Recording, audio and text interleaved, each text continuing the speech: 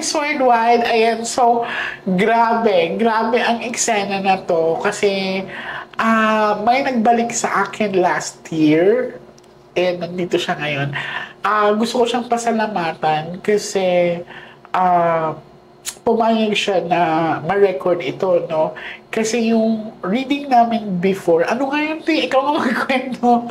Kasi asa dami. Actually, nakalimutan ko siya.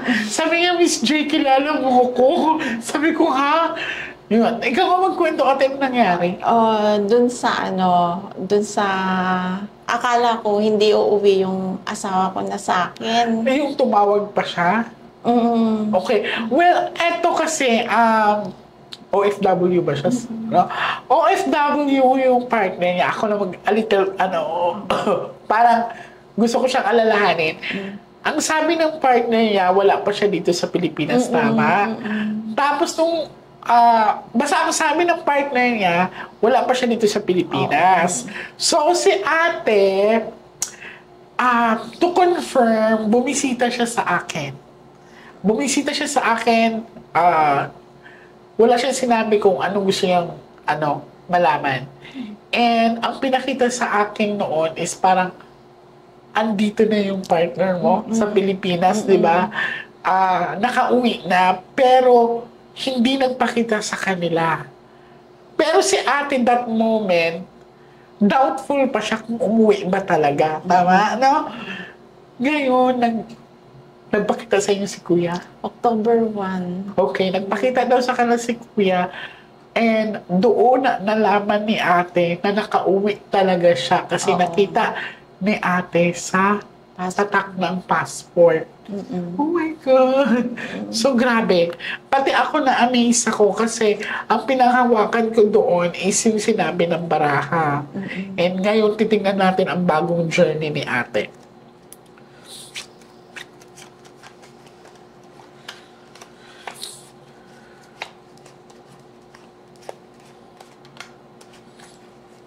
Yung sinabi niya na nasa work pa siya.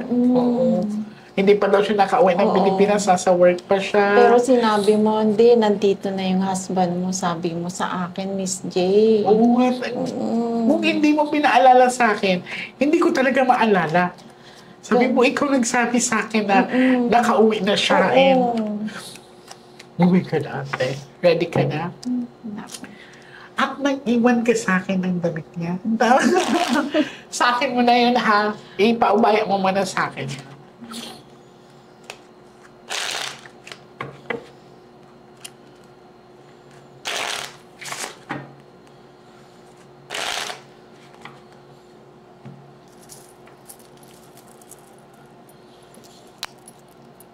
Okay, now, ate, I want you to focus. I want you to pick one card. Thank you. So this is you. I'm hoping that this is a red card.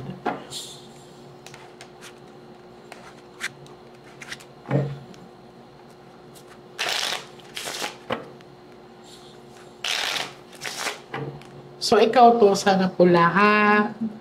Cut the cards into 3.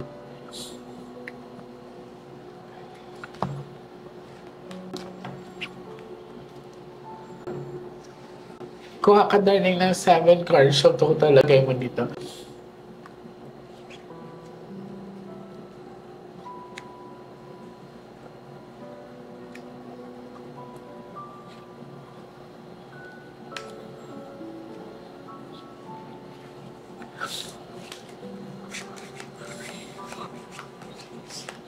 Sobra.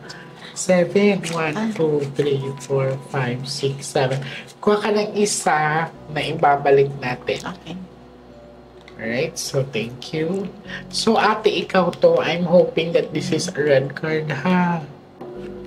Okay, it's a red card, no? Sa pinapakita sa akin dito, kahit papano, okay yung aura mo sa pagtawid ng 2025. Kasi pula. Oh my, hala, nagkababae talaga siya, Tin. Inamin niya sa'yo? Sa anak ko mismo, yung panganay kong kasama. Yung kasama mo, Oo. nag-usap sila? nag-usap sila, as in, ang usap nila is, yung nagsisigawan nga po eh. Tapos, Nag-confrontation talaga sa ng panganay mo. mm-mm. Kasi naalala ko, nung sinabi ko na may babae siya, baka umuwi sa babae niya. Opo. Oh my. Tapos, yun, nagdududa na ako. Pagkatapos nun, Miss J, nung sabihin ko ay sabi nung panganay ko, siguro meron ka na. Oo, meron na, ginawa ko na, sabi niya. Hala. Ayun na, yun na po yun. Doon na nagsimula lahat. Yung gulo, nagkagulo-gulo pa. Naalala ako ng anak mo. Anong sabi niya? Ang sabi lang ng anak ko na lahat nung sinabi nga, Nagbaraha. oo. Totoo. Totoo, Miss J. Okay. Tapos akala ko nga, hindi na uuwi sa amin nga. Oo, di ba sinabi ko uuwi siya, babalik siya. Oo, babalik. Tapos sabi niyo pa na kayo yung pipiliin pa rin niya. Okay. Bumalik po talaga siya. Di ba sabi ko, ate, huwag ka mag-alala, uuwi at babalik. Babalik. So, tinanong kita noon, nasa sayo na yun kung tatanggapin mo pa o hindi na. Okay. Ngayon, ate, kalma mo muna sarili mo. Kasi nakita ko talaga na may babae siya. Grabe, ate. Hindi pa rin niya Uy, teka lang. May sign tayo hihingin, di ba?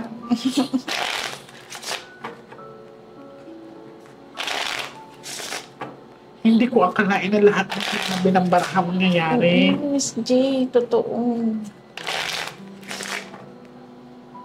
Got the cards into three. Pero nakikita ko sa mga mata mo, mahal mo pa siya.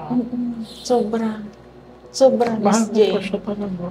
Kahit na Kumbaga, nasaktan na ako, durog na kaya durog mo, na ako. kaya mo kalimutan, kaya mo. Tama. Ay, grabe talaga ang pag-ibig, ha? Nakakaloka talaga. Kasi, well, anyways, nakikita ko kasi sa mga mata ni ate na nakikita ko talaga na okay lang. Parang, sige kalilimutan ko lahat. Pag patatawarin ko talaga. Kuha ka ng 9 cards, so to talaga mo dito.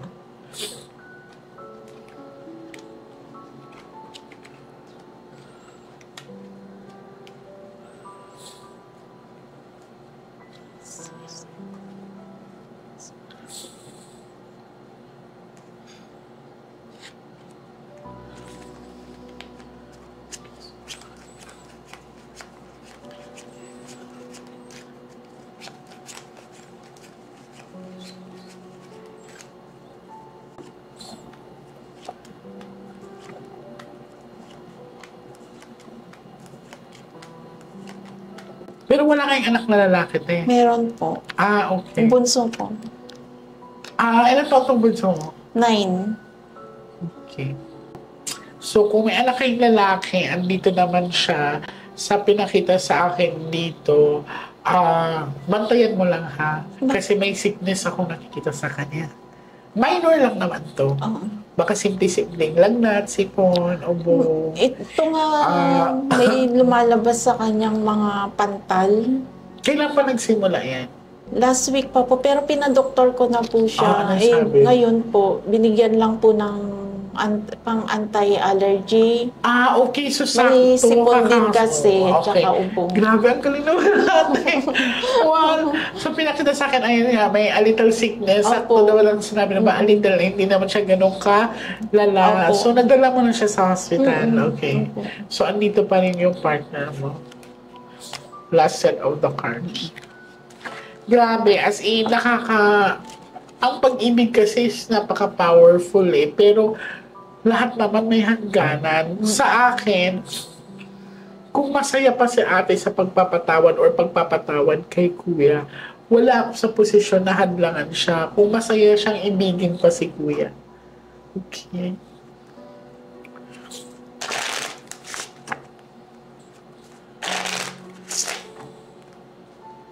Cut the cards into 3.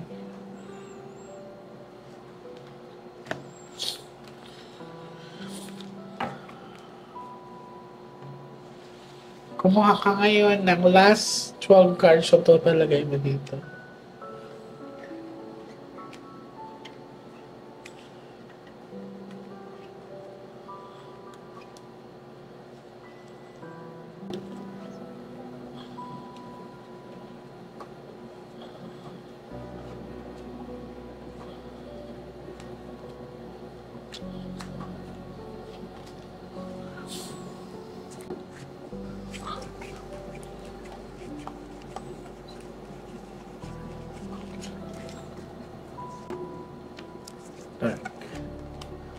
Hindi naman, okay.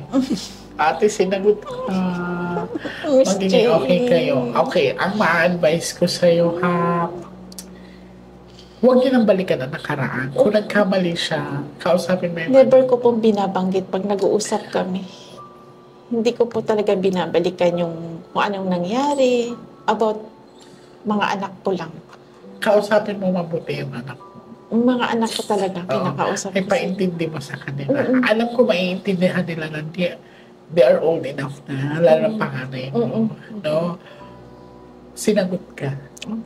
Okay? Basta andito lang ako palagi pag kailangan mo ng guidance.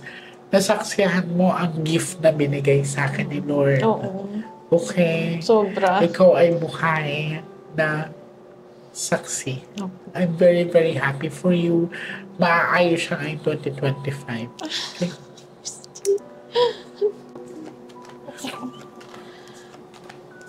Though, may pain ka pa rin a little na nararamdaman, may a little doubt ka pa, pero, alis talaga. oo, naiintindihan naman kita, ate, kasi nga, gumawa siya ng hindi tama, gumawa siya ng mali. Lahat naman tayo ay nagkakamali, pero minsan choice din natin yon. Sa kanya, kung sa tingin mo ay uulitin ko kung magiging masaya ka pang mahalin siya ulit, hindi kita pipigilan. Basta bukas ang pintuan ko pag kumatok ka dito. Miss G, gusto ko nga siya isama sa'yo. Bakit hindi, ate? Welcome kayo sa bahay na to. Okay?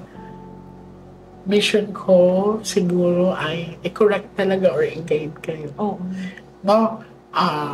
Basta bukas ang pinto ko, ate. Okay? Masaya ako.